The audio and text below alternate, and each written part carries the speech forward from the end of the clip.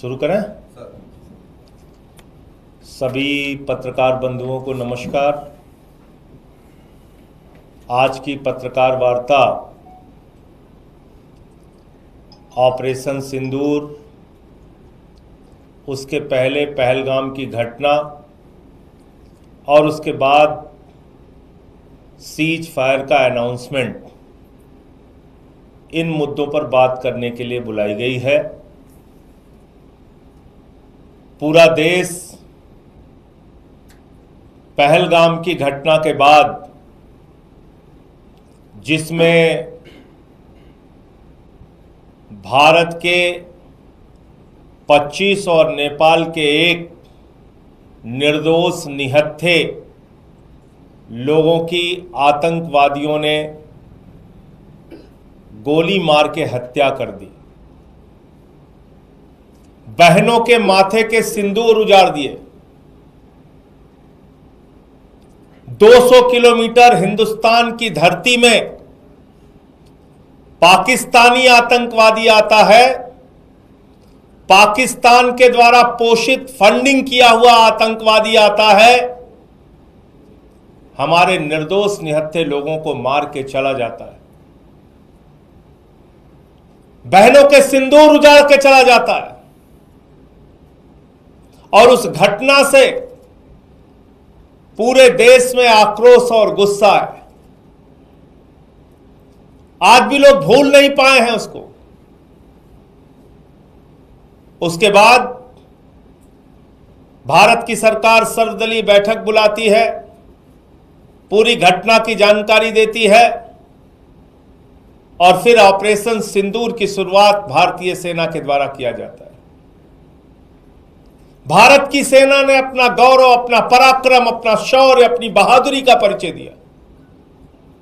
पाकिस्तान में घुस के 9 आतंकी ठिकानों को ध्वस्त कर दिया, बर्बाद कर दिया। हम सेना के शौर्य को नमन करते हैं, उनकी बहादुरी को नमन करते हैं। भारत की सेना ने आतंकवादियों और आतंकवाद का समर्थन करने वाले उनके सहयोगियों को 100 से अधिक संख्या में मारा। यह जानकारी सर्वदलीय बैठक में सरकार के द्वारा दी गई। 100 से ज्यादा आतंकवादियों को, और यह भी बताया कि 21 आतंकवादी ठिकाने हैं। और सरकार ने कहा ऑपरेशन सिंदूर जारी है। मतलब साफ है, वो 21 के 21 ठिकाने ध्वस्त होंगे। वो जो आतंकवादी पाकिस्तान से आके हमारी बहनों के मांगों के सिंदूर उजाड़ के गए, उन आतंकवादियों का नाश होगा, उनको मारा जाएगा, उनको पकड़ा जाएगा। क्योंकि ऑपरेशन सिंदूर तो शुरू उस वजह से हुआ कि पहलगाम में आतंकवादी आते हैं, वो निर्दोष लोगों को मार के चले गए। लेकिन जब भारतीय सेना इतनी बहादुरी का परिचय दे रही थी, पाकिस्तान को उनके घर में घुस के मार रही थी, हमारे जो तकनीक का विस्तार है वो इतना प्रबल था कि हमने पाकिस्तान की तरफ से होने वाले ड्रोन अटैक्स को विफल किया, हवा में विफल किया, उनके एयरबेस सिस्टम को नष्ट किया, उनके ड्रोन्स को नष्ट किया। जब पाकिस्तान के द्वारा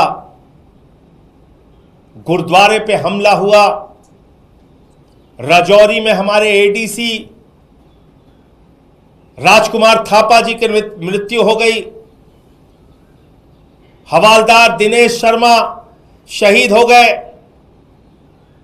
अली शेख जी शहीद हो गए, सब इंस्पेक्टर इम्तियाज शहीद हो गए, पवन कुमार जी शहीद हो गए, राजस्थान के हमारे लाल शहीद हो गए। हमारे सेना के जवान अपनी शहादत देकर पाकिस्तानियों के आतंकवाद का मुकाबला कर रहे थे, पाकिस्तानियों के सेना के हर हमले का मुकाबला कर रहे थे। जब हमारे पास एक बड़ा मौका था भारतीय सेना के पास कि हम पीओके के ऊपर कब्जा कर सकते थे, वो पाक अधिकृत कश्मीर जहां पे आतंकवादी अड्डे हैं, जहां पे आतंकवादियों को पनाह दी जाती है, क्योंकि हम सब जानते हैं दुनिया का सबसे बड़ा आतंकवादी देश पाकिस्तान है। वहां हाफिज सईद, वहां मसूद अजहर, वहां ओसामा बिन लादेन भी था, आतंकवादियों के बड़े बड़े अड्डे। और जब मसूद अजहर के परिवार के लोगों को निशाना बनाया गया तो सेना के अधिकारी उनके अंतिम संस्कार में शामिल होते हैं।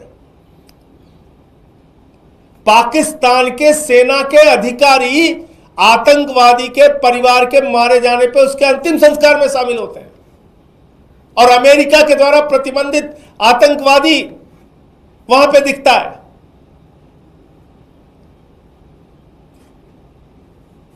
देश के लोगों के मन में एक सवाल है, बहुत बड़ा सवाल, कि जब भारतीय सेना अपने शौर्य और पराक्रम का परिचय दे रही थी, इतनी बहादुरी से पाकिस्तान की सेना का मुकाबला कर रही थी, आतंकवादी अड्डों को नष्ट कर रही थी, पाक ऑक्यूपाइड हम कश्मीर पे हम कब्जा कर सकते थे, हम बलूचिस्तान में जो असंतोष है उसके कारण बलूचिस्तान को उनसे अलग कर सकते थे, उसी तरीके से जिस तरह से 1971 में बांग्लादेश को हमने अलग किया, 2 टुकड़े किए पाकिस्तान के। ऐसे समय में अमेरिका आपके सीज फायर डिक्लेयर कर रहा है। देश के लोगों के मन में सवाल है कि क्या यह 140 करोड़ हिंदुस्तानियों के स्वाभिमान और सम्मान के साथ खिलवाड़ नहीं? क्या यह भारत की संप्रभुता के साथ खिलवाड़ नहीं? क्या भारत जो दुनिया का सबसे बड़ा लोकतंत्र है, उसके ऊपर अमेरिका की दादागिरी चलेगी? अमेरिका का दबाव चलेगा? भारत और पाकिस्तान के बीच में जब भारतीय सेना अपने लक्ष्य को पाने की दिशा में अग्रसर थी, उस समय अमेरिका की धरती से सीज फायर डिक्लेयर हो रहा है। अमेरिका का राष्ट्रपति ट्रंप सीज फायर डिक्लेयर कर रहा है, और उसके बाद सरकार उसको मान जाती है। सीज फायर की शर्तें क्या पता नहीं। सीज फायर में वो 4 आतंकवादी 5 आतंकवादी जो पाकिस्तान से आए पहलगाम में, जिन्होंने बहनों के सिंदूर उजाड़े, उनका क्या हुआ? उनके खिलाफ कार्रवाई कब और कैसे होगी? पूरा देश आपसे पूछना चाहता है प्रधानमंत्री नरेंद्र मोदी जी। भारत की संप्रभुता, भारत के स्वाभिमान और सम्मान के साथ खिलवाड़ करने की इजाजत किसी को नहीं है। भारत अपने फैसले लेने में सक्षम है, और देश के प्रधानमंत्री से लेके कोई भी मंत्री हो या बड़े बड़े पद पर बैठने वाले लोग संप्रभुता की रक्षा का शपथ लेते हैं। इसलिए मैं कहना चाहता हूं, ये भारत की संप्रभुता पर एक प्रहार है। जब 78 वर्षों में हमारा एक ही स्टैंड रहा कि दोनों देश आपस में तीसरे देश की मध्यस्थता के बगैर बातचीत और फैसला लेंगे, तो अमेरिका की मध्यस्थता कहां से आ गई? ट्रंप की मध्यस्थता कहां से आ गई? और वो ट्रंप कह रहा है भारत और पाकिस्तान दोनों महान देश हैं। वो पाकिस्तान को महान देश मानता है। मोदी जी, क्या आप पाकिस्तान को महान देश मानते हैं? वो आतंकवादियों को पनाह देने वाला देश, वो आप भी उसको महान देश मानते हैं क्या? वो दोनों देशों को शक्तिशाली देश मानता है ट्रंप। आप पाकिस्तान जिनके यहां खाने के लिए मोहताज है, उनको आप शक्तिशाली देश मानते हैं।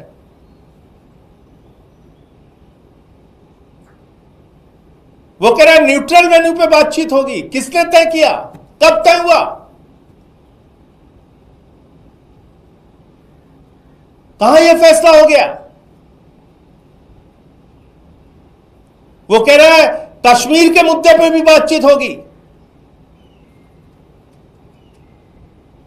इसलिए ये पूरे देश के मन में गुस्सा है, नाराजगी है और लोगों के मन का सवाल है जिसको प्रधानमंत्री को सामने आके जवाब देना चाहिए। प्रधानमंत्री जी को इन विषयों पे, इन सवालों पर जवाब देना चाहिए। अमेरिका कौन होता है हमारे फैसले? वो कह रहा है दोनों देशों के बीच में व्यापारिक संबंध स्थापित करेंगे। जो गद्दार देश 3 घंटे तक सीज फायर का पालन नहीं कर सका, उस गद्दार देश से आप उम्मीद करते हैं आप वहां के साथ व्यापारिक संबंध स्थापित करेंगे अमेरिका के कहने पर?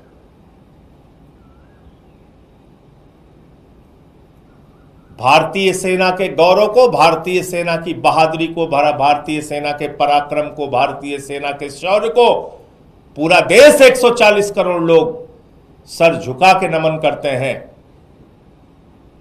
और जब हमारी सेना अपने लक्ष्य को प्राप्त करने के लिए, पीओके हासिल करने की दिशा में, बलूचिस्तान को अलग थलग करने की दिशा में आगे बढ़ रही थी, उस समय अमेरिका के कहने पे, ट्रंप के कहने पे ये सीज फायर किन परिस्थितियों में और किस दबाव में हुआ, पूरे देश को इस बात की जानकारी प्रधानमंत्री नरेंद्र मोदी जी को देनी चाहिए। और इसके लिए सर्वदलीय बैठक बुलाइए और पार्लियामेंट का स्पेशल सेशन बुलाइए, इन सवालों का जवाब दीजिए। मुझे इतनी बात कहनी थी। अगर आपका कोई प्रश्न हो आप पूछ सकते हैं।